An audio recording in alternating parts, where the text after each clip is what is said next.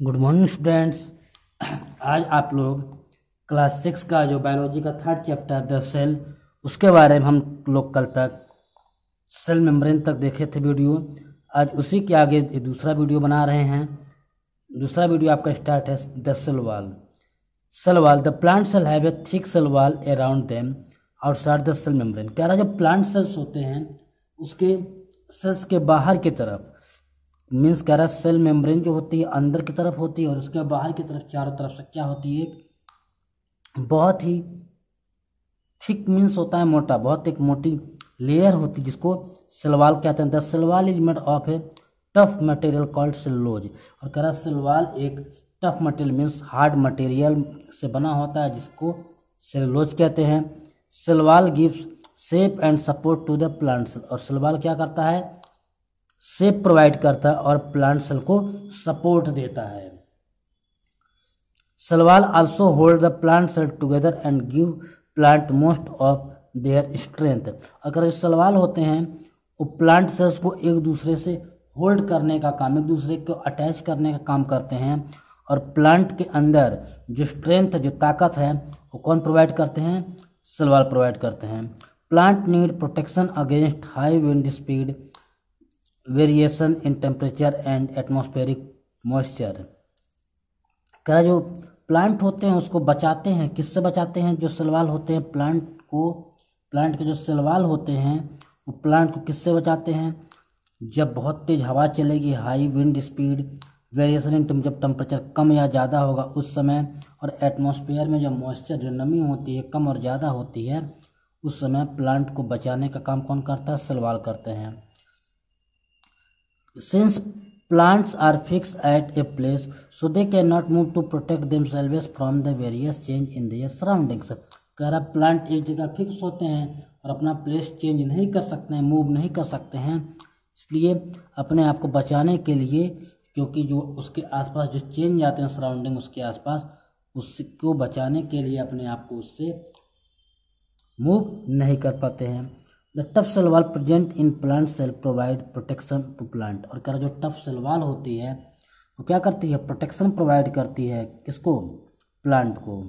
Please note that cell wall is present only in plant cell. और जो cell wall होते हैं केवल और केवल प्लांट सेल में प्रेजेंट होते हैं, एनिमल सेल्स में एब्सेंट होते हैं।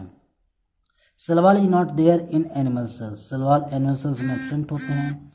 The cell wall is a non living part of the plant cell. और जो सेल वॉल होते हैं प्लांट सेल का कौन सा पार्ट है, नॉन लिविंग पार्ट है, क्योंकि आउटर की तरफ होता है, सेल्स के बाहर की तरफ पार्ट होता है, इसलिए वो कैसा होता है, नॉन लिविंग पार्ट होता है। और प्लांट जो सेल वॉल होते हैं केवल प्लांट सेल में होता है, एनिमल सेल्स में एब्सेंट होते हैं। अगला जो हमारा एक स्ट्रक्चर है न्यूक्लियस के अंदर, सेल के अंदर न्यूक्लियस बहुत इंपॉर्टेंट है, उसको देखते हैं। Nucleus is a large spherical organelle present in all the cells. कह रहा है जो न्यूक्लियस होते हैं लार्ज होते हैं, स्फेरिकल मीन्स राउंड शेप में होते हैं, ऑर्गेनेल्स है जो किस में होते हैं, सभी टाइप के जो सेल्स हैं सभी के अंदर न्यूक्लियस प्रेजेंट होते हैं। Nucleus control all the activities of cells. जो न्यूक्लियस होता है क्या करता है, सेल्स के अंदर जितनी एक्टिविटीज होती है उसको कंट्रोल करने का काम कौन करता है, सेल्स करते हैं। इसलिए सेल्स, जो न्यूक्लियस होता है उसको ब्रेन ऑफ सेल भी कहा जाता है। क्यों, जैसे हम लोग का ब्रेन है पूरे बॉडी को मेंटेन करता है, कौन सा काम किस ऑर्गन को कहाँ पर करना है, कब करना है, मेंटेन करता है। उसी प्रकार से जो आपका न्यूक्लियस होगा उस सेल का क्या होता है, ब्रेन होता है, कंट्रोल करता है activity of cell. In animal cell nucleus lie in the centre of cell. अगर न्यूक्लियस जो हो, animal cells nucleus lie in the centre of cell where the plant their nucleus may be on the periphery of the cells. कर जो animal cells होते हैं उसमें जो nucleus होता है वो कहाँ पे होता है, सेंटर में, लगभग बीच में होता है। लेकिन प्लांट सेल में जो सेल होता है कहाँ पे होता है, पेरीफेरी मीन्स किनारे पर होते हैं, किनारे पे होते हैं। Nucleus is the largest organelle in a cell. और जो न्यूक्लियस होते हैं लार्जेस्ट ऑर्गेनेल्स, कहने का मतलब है न्यूक्लियस जो है सबसे बड़ा होता है जितने भी सेल के अंदर स्ट्रक्चर्स होते हैं। Nucleus is separated from the cytoplasm bye membrane called nuclear membrane. Nucleus cytoplasm से अलग रहती है किसके द्वारा, एक मेम्ब्रेन होती है जिसको न्यूक्लियर मेम्ब्रेन कहा जाता है।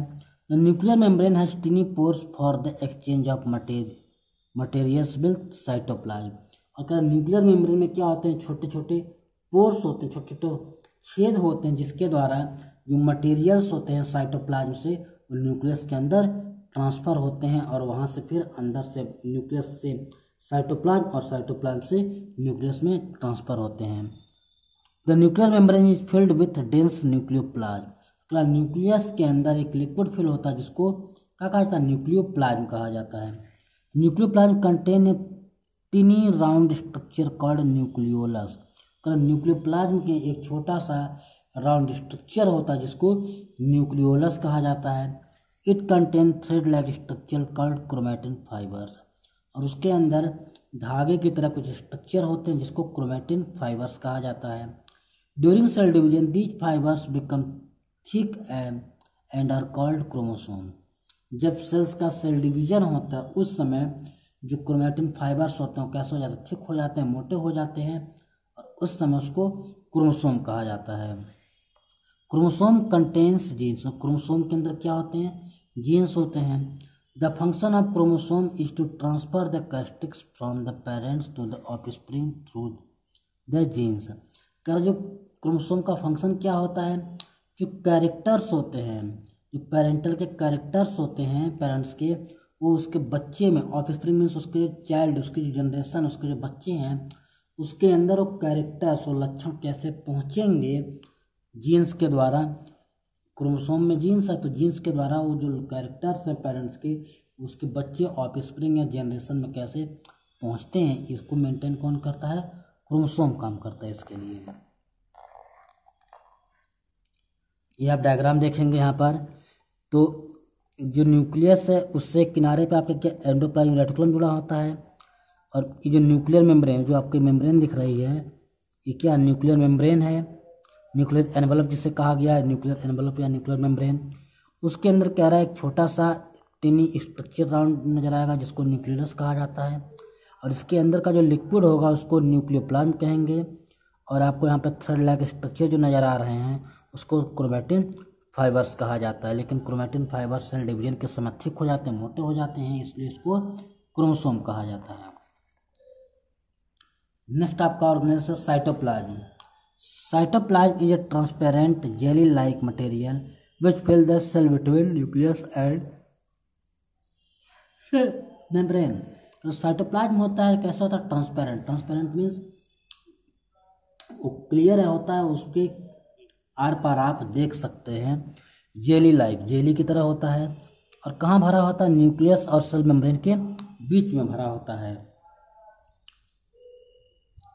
Most of the chemical reaction which keep the cell alive take place in cytoplasm.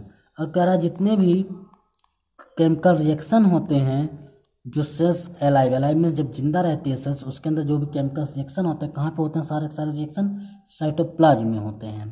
The cytoplasm of cells has many tiny structure in its called organelles. और कह रहा साइटोप्लाज्म में कुछ छोटे छोटे स्ट्रक्चर्स नजर आते हैं जिसको ऑर्गेनेल्स कहा जाता है।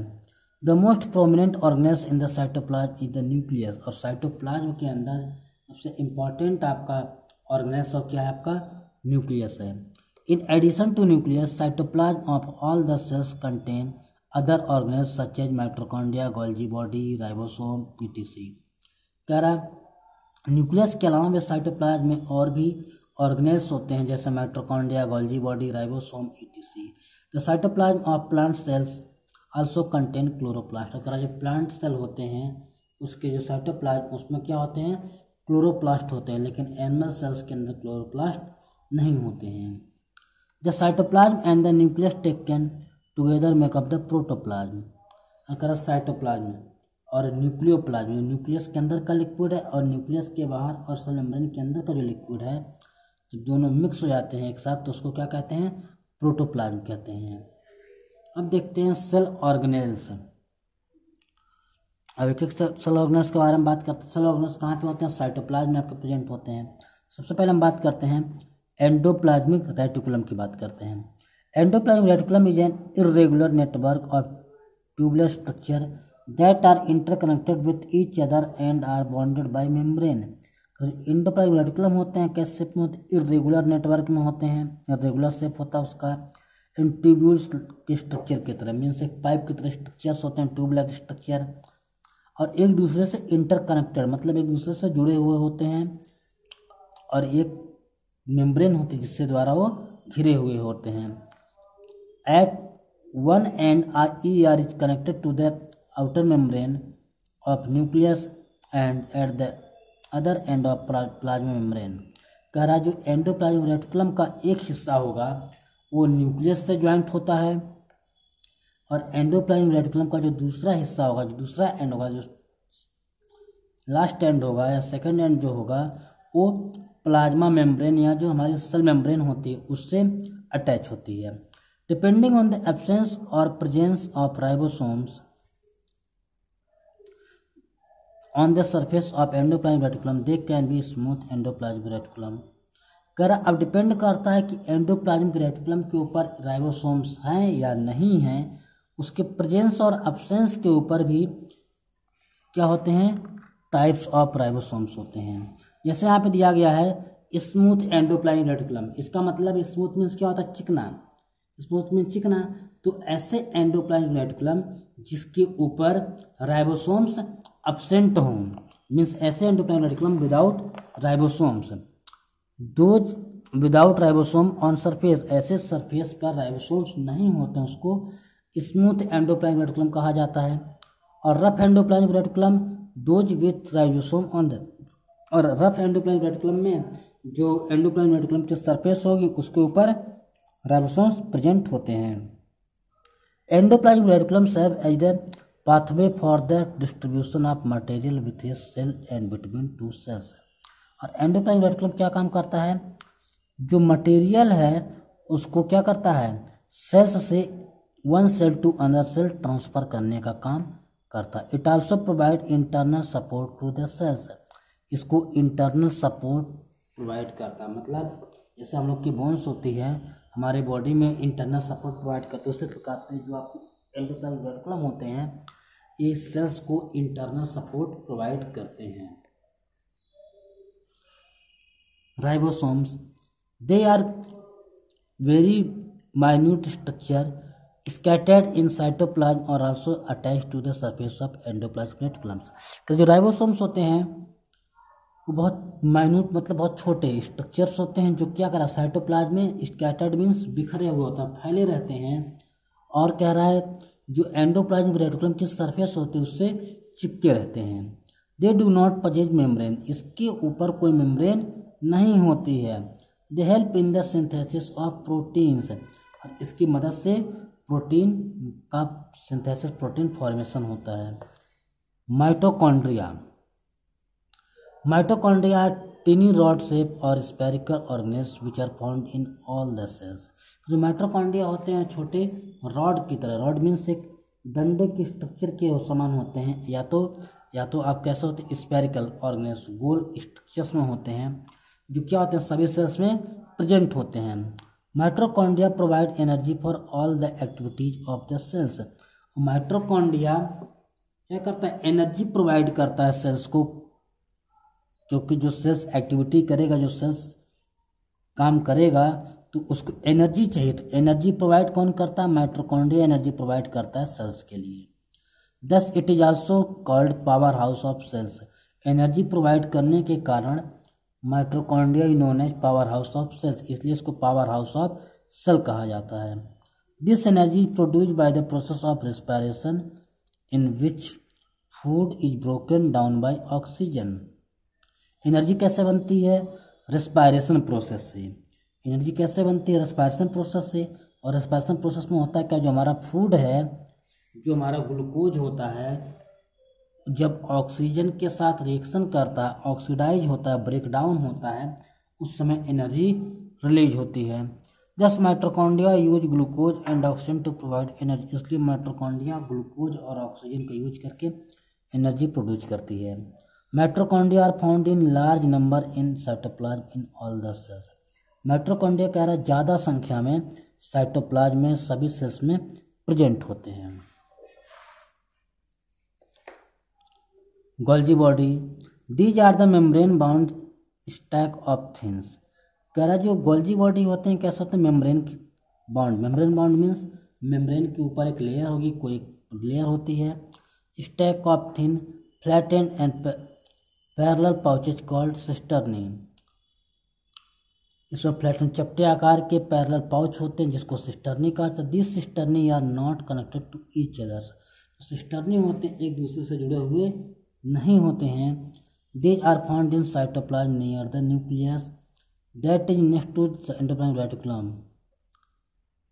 कह रहा जो आपके सिस्टर्नी होते हैं वो साइटोप्लाज्म में न्यूक्लियस के पास में होते हैं और जो आगे चल कर के एंडोप्लाज्म के रेटिकुलम में डेवलप होते हैं। In plant cell Golgi body are smaller and are more in number. कर प्लांट सेल में गोल्जी बॉडी छोटे होते हैं और ज़्यादा संख्या में होते हैं। They are also called dictyosomes. और प्लांट सेल के अंदर जो आपके गोल्जी बॉडी होते हैं उसको डिक्टियोसोम कहा जाता है। इंपॉर्टेंट पॉइंट है कि प्लांट सेल के अंदर अगर गोल्जी बॉडी है उसको क्या कहते हैं, तो उसका आंसर होगा dictyosomes. Golgi body are absent in bacteria, certain algae and mature sperm cell and red blood cells of mammals and other animals.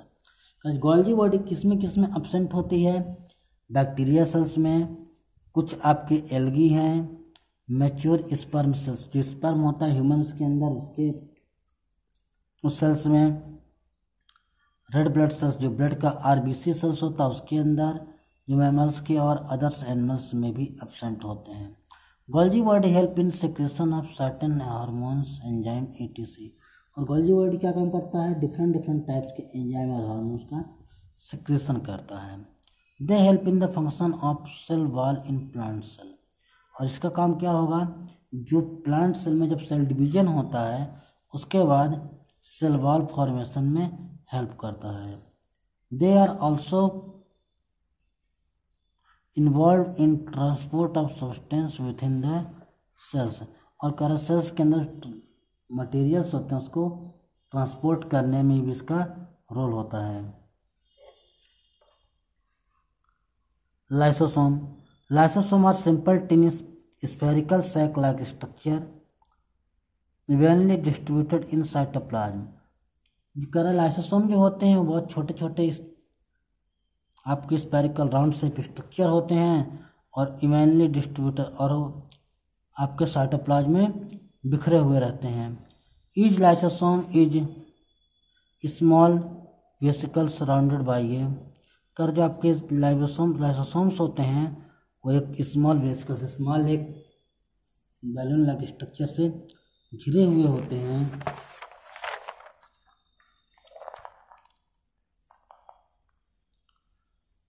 जो आपके एक single layer, single membrane and powerful enzyme से घिरे हुए होते हैं।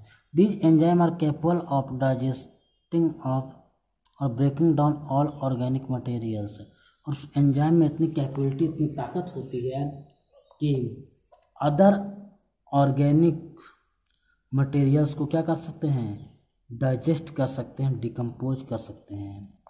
Lysosomal enzymes are made by rough endoplasmic reticulum. और जो लाइसोसोम के अंदर का जो एंजाइम होता है वो रफ एंडोप्लाज्मिक रेटिकुलम के द्वारा बनता है। Lysosome destroy any foreign part material which enter the cell such as bacteria and virus. Lysosome क्या करता है, बाहर से आए हुए जितने भी हमारे फूड के साथ आए हुए पार्टिकल्स होते हैं उसको किल करता है, जैसे bacteria and virus. It also remove worn out and poorly working cellular organization by digesting them. क्या करता है, वर्म आउट मीन्स जो सेल्स आपके डैमेज हो चुकी होती उसको, और जो ठीक से काम नहीं करती है उस समय से क्या करता है, किल कर जाता है, डाइजेस्ट कर देता है। दस lysosome form a kind of garbage. इसलिए लाइसोसोम क्या करता है, एक गार्बेज का काम करता है, कूड़े की तरह काम करता है, कूड़ादान की तरह। Disposal system of the cells, एक डिस्पोजल सिस्टम होता है, उसमें कूड़ा रख दीजिए, उसको उठा के आप बाहर फेंक दीजिए। During breakdown of cell structure when the cell gets damage. कह रहा है जब सेल डिवीजन के समय जब सेल्स ब्रेक होता है तो उस समय सेल्स क्या होंगे, डैमेज होते हैं। लाइसोसोम में burst and the enzyme eat up the airs, और लाइसोसोम क्या होते हैं उस समय ब्लास्ट हो जाते हैं, और जो सेल्स होते हैं उसको एंजाइम को क्या करते हैं, ईट कर जाते, खा जाते हैं own cells. Therefore lysosome are also known as suicide bag of cells. कहने का मतलब है लाइसोसोम का काम क्या है, जो बाहर से फूड पार्टिकल्स या अदर पार्टिकल्स आ रहे हैं उसको किल करने का काम है। लेकिन कभी कभी क्या करता है, जब ये आप क्या हो जाएगा, ब्लास्ट कर जाएगा, फट जाएगा लाइसोसोम, तो अपने अंदर उसके आसपास के जितने भी सेल ऑर्गेनेल्स होंगे उसको डैमेज करता है, इसलिए उसको बोलते हैं सुसाइड बैग ऑफ सेल। ये सुसाइड बैग है सेल का। Centrosome, a centrosome is an oval और rounded non membranous organelles. Centrosome होते हैं, गोल होते हैं और नॉन मेम्ब्रेनस, ऊपर कोई लेयर नहीं होती है। This cell organelles is found in animal cell only. ये जो आपका सेंट्रोसोम है केवल और केवल आपको एनिमल सेल्स में नजर आएगा, प्लांट सेल्स में एब्सेंट होते हैं। It is present near cell nucleus in the cytoplasm, और ये जो न्यूक्लियस और साइटोप्लाज्म उसके बीच में प्रेजेंट होता है। It consist of 2 minute granules called centrioles. इसके अंदर क्या दो छोटे छोटे कण लाइक स्ट्रक्चर, ग्रेन्यूल्स की तरह स्ट्रक्चर थे जिसको सेंट्रियोल्स कहा गया। Centrosome help in cell division in animal cell. Centrosome animal cell के सेल डिवीजन में हेल्प करता है, मदद करता है। Thanks and have a nice day. आप लोग इस वीडियो को यहाँ तक सेंट्रोसोम तक देखिएगा। अगर कोई प्रॉब्लम होगा तो हमसे डिस्कस करिएगा। Thanks and have a nice day.